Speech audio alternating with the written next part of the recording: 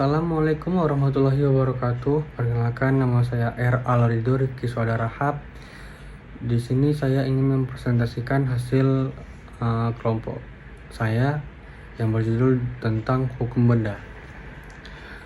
Hukum benda merupakan bagian dari hukum perdata yang mengatur segala sesuatu yang dapat menjadi objek hak milik, baik yang berwujud seperti tanah dan kendaraan, maupun yang tidak berwujud seperti hak cipta dan paten.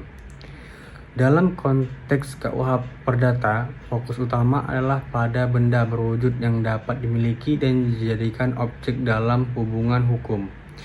Benda penting karena menentukan kedudukan hak atas benda serta memberikan perlindungan hukum bagi pemiliknya. Dan di sini ada rumusan masalah dan metode. Rumusan masalah yaitu menjabarkan sifat hukum benda, asas-asas hukum benda, serta hak-hak perdata yang berkaitan dengan hukum benda. Dan metodenya ada hukum normatif atau studi pustaka, bahan hukum primer dan sekunder, yaitu dengan menelaah literatur dan bahan hukum primer dan sekunder yang kemudian dianalisis secara sistematis untuk menghasilkan kesimpulan yang relevan dengan ketentuan hukum benda di Indonesia. Selanjutnya ada sifat hukum benda.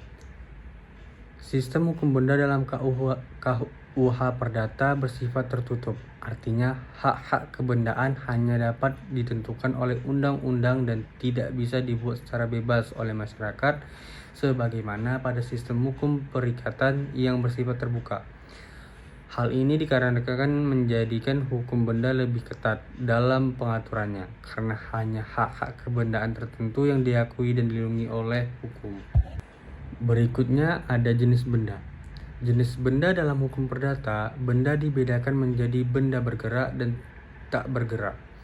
Benda tak bergerak meliputi tanah dan segala sesuatu yang menyatu dengan tanah, seperti bangunan dan tumbuh-tumbuhan. Sedangkan benda bergerak meliputi barang-barang yang dapat dipindahkan seperti kendaraan dan perabot rumah tangga.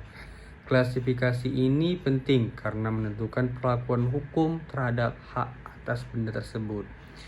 Selanjutnya yaitu struktur sifat kebendaan. Hak kebendaan memiliki beberapa sifat khas yang membedakannya dari hak perikatan, antara lain bersifat mutlak atau mengikat semua ruang. Hak suit tetap melekat pada benda. Hak preferensi mendahulukan pemilik hak dari kreditur lain. Prinsip publisitas atau perlu diturunkan agar sah. Karakteristik harus jelas objeknya dan tidak bergantung kontra pada sehingga berdiri secara independen. Selanjutnya di sini ada asas-asas hukum benda. Asas yang pertama yaitu asas individualit atau objek harus ditentukan secara spesifik. Dan yang kedua ada asas totalit atau hak atas keseluruhan benda. Yang ketiga ada asas onsprecbarheid atau hak tidak dapat dipisahkan. Yang keempat asas prioritas atau pengutamaan urutan hak. Dan yang kelima yang terakhir ada asas publicity atau perlunya pencatatan atau penyerahan yang sah. Hak-hak kebendaan dalam hukum perdata dikenal berbagai jenis jaminan kebendaan seperti gadai, hipotek, hak tanggungan, fidusia, dan kredit verban, yang semuanya memiliki tujuan utama untuk memberikan kepastian bagi kreditur dalam memperoleh pelunasan hutang. Hak kebendaan juga dibedakan menjadi hak mutlak yang mengikat semua orang dan hak relatif yang timbul karena hubungan perutangan. Di sini ada contoh kasus. Contoh kasus yang diangkat adalah penyelesaian mengenai objek gadai yang tidak dapat dilelang oleh perusahaan pergadaian karena dijadikan barang bukti dalam kasus pidana.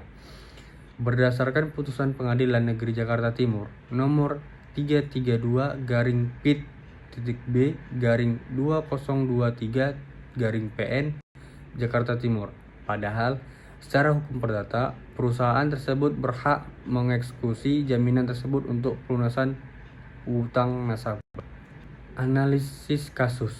Kasus ini menunjukkan adanya konflik antar ketentuan hukum perdata mengenai hak gadai dan ketentuan hukum pidana yang menetapkan benda sebagai barang bukti.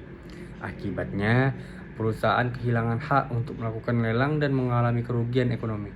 Hal ini mencerminkan belum sinkronnya aturan hukum antar bidang yang mengakibatkan hilangnya kepastian hukum bagi pihak kreditur. Yang terakhir di sini ada kesimpulan, yaitu kesimpulannya adalah hukum benda berperan penting dalam memberikan jaminan dan kepastian hukum terhadap objek yang dimiliki atau dijadikan jaminan. Namun, implementasinya di lapangan dapat mengalami hambatan ketika terjadi tumpang tindih atau konflik dengan sistem hukum lainnya, seperti hukum pidana. Harmonisasi antar sistem hukum menjadi kebutuhan agar perlindungan hukum tetap terjaga. Sarannya adalah diperlukan peraturan khusus yang dapat menjelaskan ketidaksinkronan antar hukum perdata dan pidana, khususnya dalam hal perlakuan terhadap benda jaminan yang dijadikan barang bukti. Selain itu, perusahaan pegadai sebaiknya meningkatkan verifikasi terhadap asal-usul barang jaminan guna mencegah permasalahan hukum di kemudian hari. Sekian presentasi dari saya. Mohon maaf jika banyak kekurangan. Saya ucapkan terima kasih. Wabillahi taufiq wal hidayah. Wassalamualaikum warahmatullahi wabarakatuh.